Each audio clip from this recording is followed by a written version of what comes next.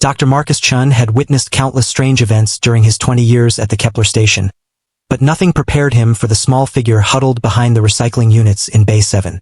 She was no more than 4 feet tall, her skin glowing with bioluminescent patches that pulsed in distress patterns. Her 3 eyes, arranged in a triangle across her face, leaked a crystalline substance that might have been tears. The translation implant in Marcus' cortex struggled to interpret her rapid clicking vocalizations. Lost, hungry, and scared, Marcus crouched slowly, his knees protesting the movement. The station's artificial gravity always felt wrong after long shifts.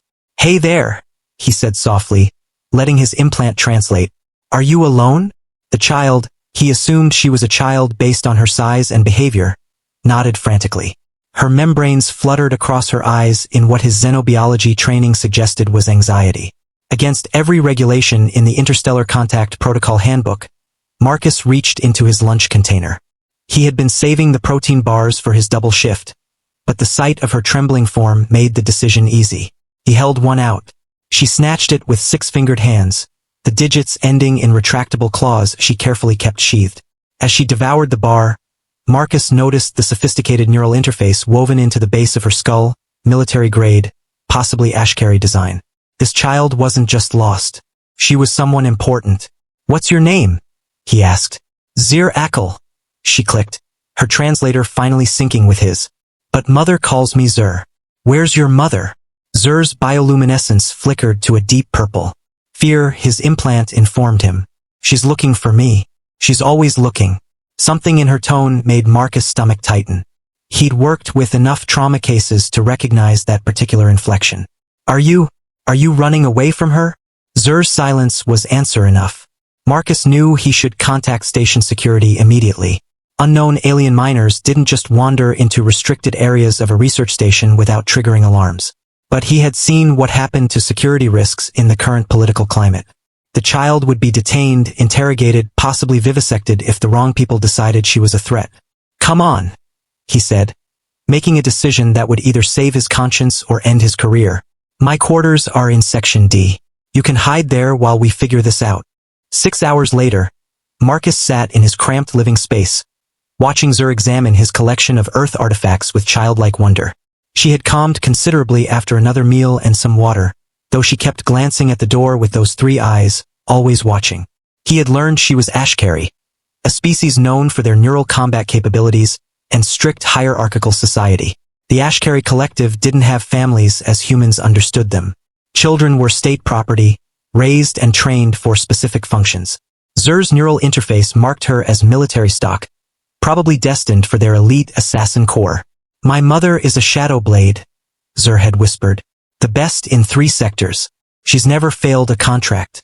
And she's looking for you. She has to. I'm her final test." Marcus felt his blood run cold. What kind of test? To prove she could eliminate emotional attachments. He was the attachment she was never supposed to have. The Ashkari didn't acknowledge parent-child bonds. Assassins especially couldn't afford such weaknesses.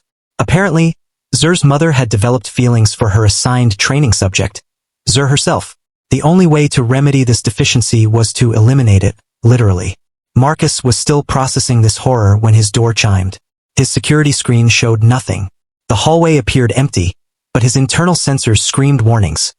Electromagnetic distortions, heat signature anomalies. Someone was using a cloaking field. "She's here," Zur whispered, her bioluminescence fading to near invisibility as her survival instincts kicked in. Marcus stood slowly, his hand hovering near the emergency comm panel. Before he could trigger it, the temperature in the room dropped 10 degrees. A shimmer appeared near his workstation, and then she materialized. The Ashkari woman was tall, nearly 7 feet, with the same triangular eye arrangement as Zur, but arranged in an adult's more angular face. Her body was encased in adaptive armor that shifted colors to match her surroundings. Most terrifying were her hands. Each finger ended in retractable neural blades capable of disrupting synaptic functions with a touch. She could kill him before his nervous system even registered the attack. "Dr. Chen," she said, her translator rendering her clicks into perfect standard English. "You have something that belongs to the collective." Marcus forced himself to breathe normally.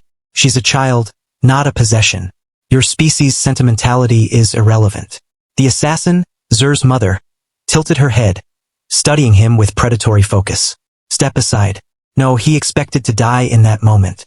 Instead, something extraordinary happened. The assassin's bioluminescence flickered, not purple for fear or red for aggression, but a color Marcus had never seen in any xenobiology text. A soft amber pulsing irregularly. She was conflicted.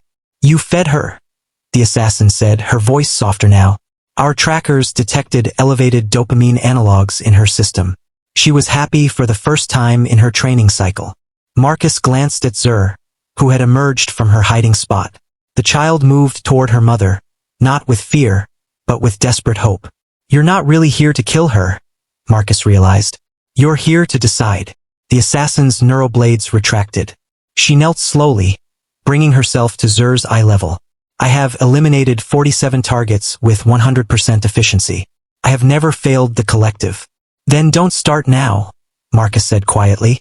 Fail them. Choose her. The assassin's hand, deadly seconds ago, reached out to gently touch Zur's face. They will send others. Then we run. Marcus heard himself say, all of us. There are colonies beyond collective space, places where a child can just be a child. For a long moment, the three of them stood in that small room. Human, Ashkari, assassin, and lost child, while the weight of the decision hung in the recycled air. Finally, the assassin's bioluminescence shifted to a warm gold. I have filed my mission report, she said. Target eliminated, body unrecoverable. We have 17 minutes before they verify. Marcus grabbed his emergency bag. Then let's not waste them. As they fled into the station's maintenance tunnels, Zur's small hand gripped both of theirs.